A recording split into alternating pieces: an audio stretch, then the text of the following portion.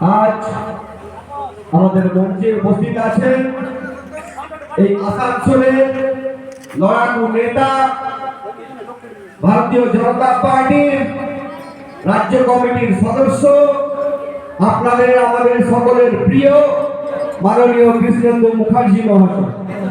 উপস্থিত আছেন যে ওবিসি মোর্চার ব্যানারে প্রোগ্রাম হচ্ছে, সেই ওবিসি মোর্চার রাজ্যের সহসভাপতি মাননীয় বিজয় মাহাতো মহাশয়।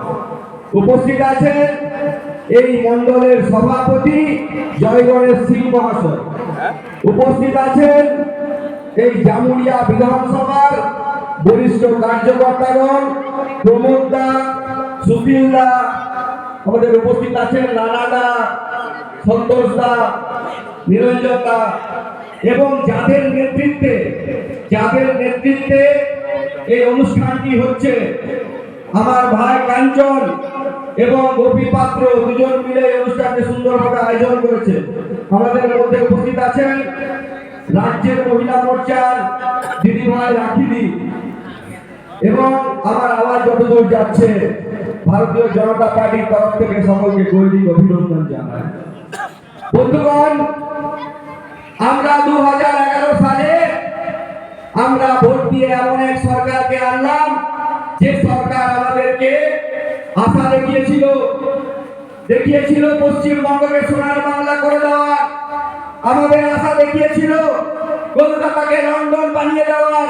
কিন্তু আজ 13 বছর পরে, আজ 14 বছর পরে আমরা দেখলাম কি আমাদের পশ্চিমবঙ্গ সোনার বাংলা হয়নি, আমাদের পশ্চিমবঙ্গ হয়ে গেছে চোরের বাংলা। আমাদের কলকাতা লন্ডন হয়নি, কলকাতা হয়ে গেছে লন্ডন ভণ্ড বন্ধুগণ, লন্ডন ভণ্ড। এই বাংলা আমাদের চাই না। কিন্তু আশার আলোটা কোথায় জানেন? আশার আলোটা হচ্ছে কেন্দ্রে বসে আছে মাননীয় নরেন্দ্র মোদীজি, যিনি সব সময় বলেন না খাওয়াঙ্গা না খানে দুঙ্গা। আর তাই আজ আমাদের পশ্চিমবঙ্গের চাকরির চোর পার্থ চট্টোপাধ্যায় জেলের ভেতরে, আজ আমাদের এখানে গরুর চোর অনুব্রত মণ্ডল জেলের ভেতরে, আজ পরেশ অধিকারী জেলের ভেতরে। এবং আজ এই মঞ্চ থেকে দাঁড়িয়ে আমি বলে যাচ্ছি, এই হিজল গড়ারও যত চাল চোর, রেশন চোর, তিরপল চোর আছে, তারাও কেউ বাঁচবে না। 26-এ ক্ষমতায় আসার পর তাদের স্থান জামুরিয়া থানার ভেতরে হবে বন্ধুগণ। আর মাননীয় মুখ্যমন্ত্রীকে যদি প্রশ্ন করা হয় আপনি উন্নয়নের কি করেছেন, এত বছর ধরে সরকার চালিয়ে আপনি করলেনটা কি, উনি বলবেন কেন আমি তো লক্ষ্মী ভান্ডার দিই। লক্ষ্মী ভান্ডারে কত টাকা দেন? 500 টাকা, 1000 টাকা।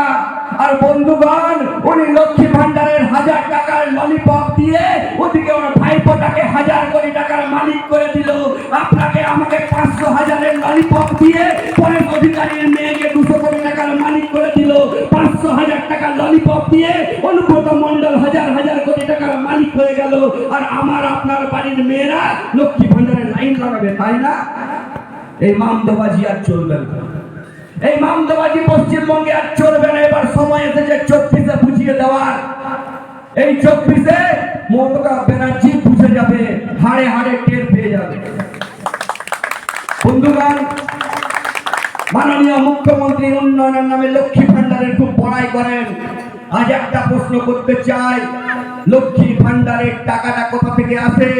লক্ষ্মী ভান্ডারের টাকাটা উনি কি ওনার বাড়ি বিক্রি করে দেন? লক্ষ্মী ভান্ডারের টাকাটা উনি কি ওনার পৈতৃক সম্পত্তি বিক্রি করে দেন?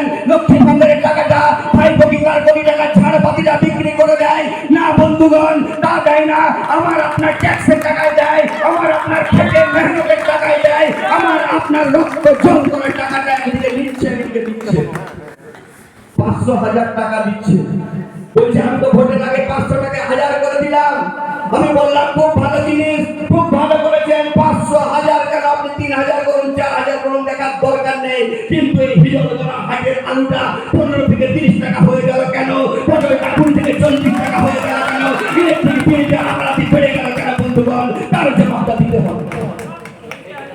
500,000 টাকায় কি হয়? 500,000 টাকায় কিছু হয় না, এক বস্তা চালও হয় না আজকালকার দিনে। 500,000 টাকায় সাধারণ মানুষের খাবে চার বেলা? সেই চাইটুকুও হয় না বন্ধুগণ। আর এই হিজল গড়ার মঞ্চ থেকে দাঁড়িয়ে বলে যাচ্ছি, ভারতীয় জনতা পার্টি যেদিন পশ্চিমবঙ্গের বুকে সরকার গঠন করবে, ভারতীয় জনতা পার্টি যেদিন পশ্চিমবঙ্গের বিধানসভায় তাদের প্রথম ক্যাবিনেট মিটিংটা করবে, সেদিন ভারতীয় জনতা পার্টি সিদ্ধান্ত নেবে এই হিজল গড়ার লক্ষ্মী ভান্ডার 500,000 টাকা পাবে না, অন্নপূর্ণা ভান্ডারের মাধ্যমে 3,000 টাকা করে পাবে, 3,000 টাকা করে পাবে, 3,000 টাকা করে পাবে। এটা আমি বলে গেলাম।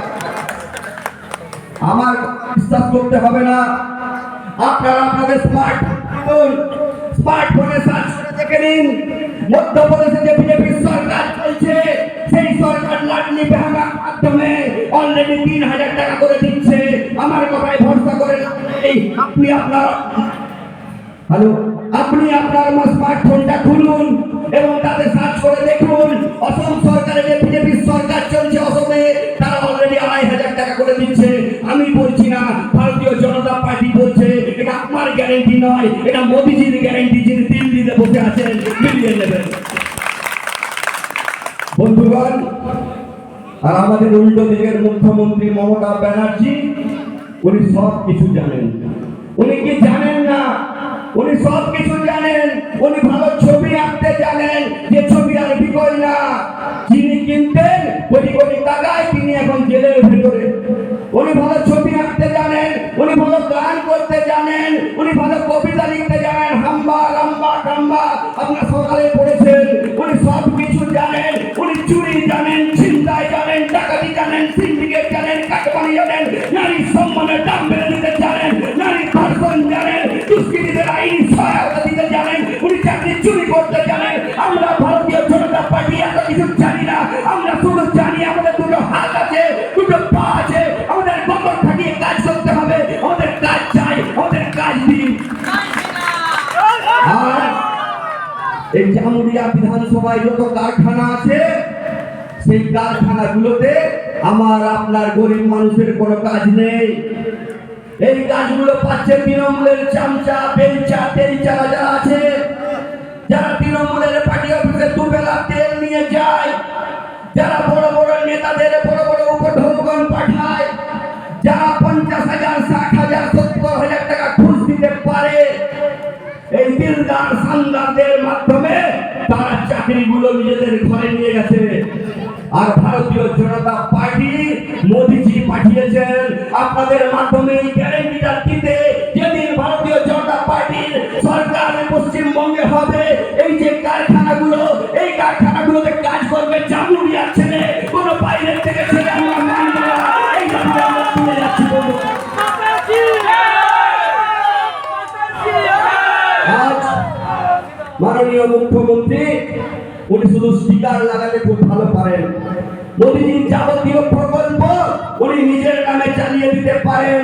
মোদিজির যাবতীয় প্রকল্প উনি নিজের নামে চালিয়ে দিয়ে ক্রেডিট দিতে পারেন। এছাড়া আর কিছু উনি পারেন না। প্রধানমন্ত্রীর আবাস যোজনা, এই পশ্চিমবঙ্গে উনি স্টিকার লাগিয়ে করবেন বাংলার আবাস যোজনা, পশ্চিম বাংলার গ্রামীণ সড়ক যোজনা উনি লাগিয়ে স্টিকার লাগিয়ে দেন বাংলার সড়ক যোজনা। যাবতীয় প্রধানমন্ত্রীর প্রকল্পগুলো আজ উনি নিজের নামে চালাচ্ছেন। স্বাস্থ্য সাথী, এটা স্বাস্থ্য সাথী নয়, না ভোট সাথী ছিল। ভোটের আগে স্বাস্থ্য সাথী আর ভোটের পরে পাছাই লাঠি। এই তো আজকে তৃণমূলের অবস্থা বন্ধুগণ। আর যেখানে পশ্চিমবঙ্গের একজন মহিলা মুখ্যমন্ত্রী, যেখানে পশ্চিমবঙ্গের মুখ্যমন্ত্রী একজন মহিলা, সেই মহিলা রাজ্যে, সেই মহিলা প্রধানের রাজ্যে আজ সন্দেশখালীর মতো ঘটনা ঘটে যায়। সন্দেশখালীর মায়েদের বোনেদের সাথে কি হয়েছে আপনারা সকলে টিভির পর্দায় দেখেছেন। যেখানে যা অত্যাচার হয়েছে তাতে আপনার আমার সকলের চোখের জল চলে আসবে বন্ধুগণ। আর ভাবুন, এমন এক একবিংশ শতাব্দীতে আমরা বাস করছি, যেখানে মায়েদের বোনেদের সুন্দরী দেখতে হলে তুলে নিয়ে যায় তৃণমূলের পার্টি অফিসে। রাত 12টায় নাকি তৃণমূলের নেতাদের পিঠে বানিয়ে দিতে হবে। আগে ভাবুন, সন্দেশকারীর মায়েদের, সন্দেশকারীর বোনেদের এইরকম অবস্থা হয়েছে। আজ কাল যদি আমার আপনার মায়েদের বোনেদের এইরকম অবস্থা হয়, তখন আমরা কোথায় যাব? আজ ভাবার সময় এসেছে।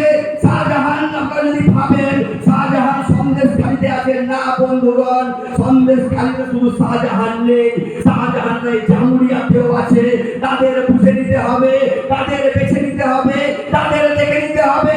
আমরা সন্দেশখালী এই হিজলগুলোকে করতে দেব না, আমরা সন্দেশখালী এই পশ্চিমবঙ্গে আর কোথাও করতে দেব না, এটা আমাদের নিশ্চিত করে নিতে হবে বন্ধুগণ।